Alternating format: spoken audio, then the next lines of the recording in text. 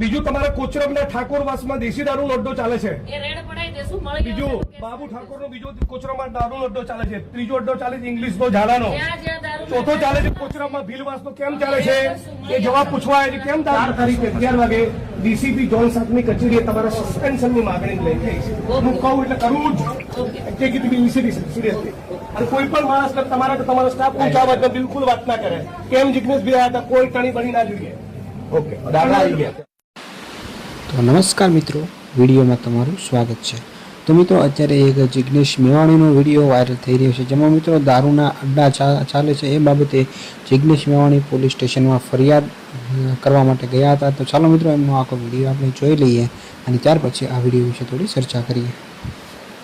બીજું તમારા કોચરબના ઠાકોરવાસમાં દેશી દારૂનો અડ્ડો ચાલે છે. એ રેડ પડાઈ દેશું. મળી બીજું બાબુ ઠાકોરનો બીજો કોચરબમાં દારૂનો અડ્ડો ચાલે છે. ત્રીજો અડ્ડો ચાલે છે ઇંગ્લિશનો ઝાડાનો.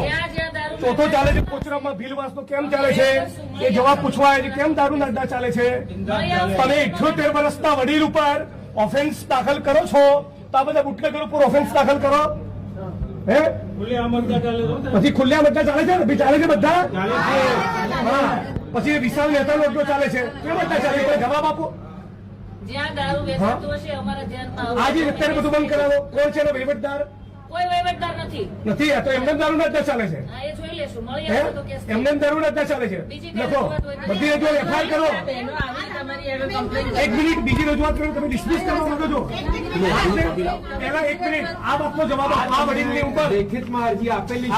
ફરિયાદ નહીં બેન. આ લેખિત ફરિયાદ આપેલી છે. તમે આપી દો. રજૂઆત એક જ જગ્યાએ એફઆઈઆર દાખલ કરો.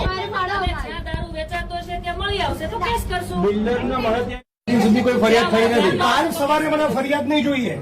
ઓકે. તમારા જ્યુરિસ્ડિક્શનમાં દારૂના અડ્ડા મને લાગે છે તમારા ડીસીપી ને મારે કહેવું પડશે. તમારા પોલીસ ઇન્સ્પેક્ટરને સમજાઈ નથી રહ્યું ઓફેન્સ દાખલ કરવાનું.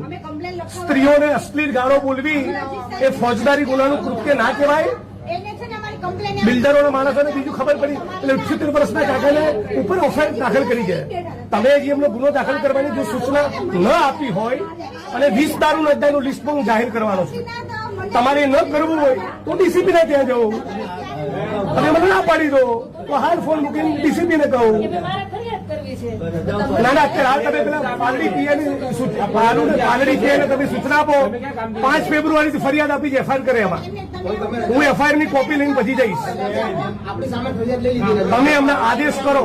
તમારાથી ન થઈ શકે તો મને પ્રેમથી ના પાડો તો સીપી ના ઘેર જવું, ઓફિસ નહીં જવું, ઘરે જઈશ. નીકળજો.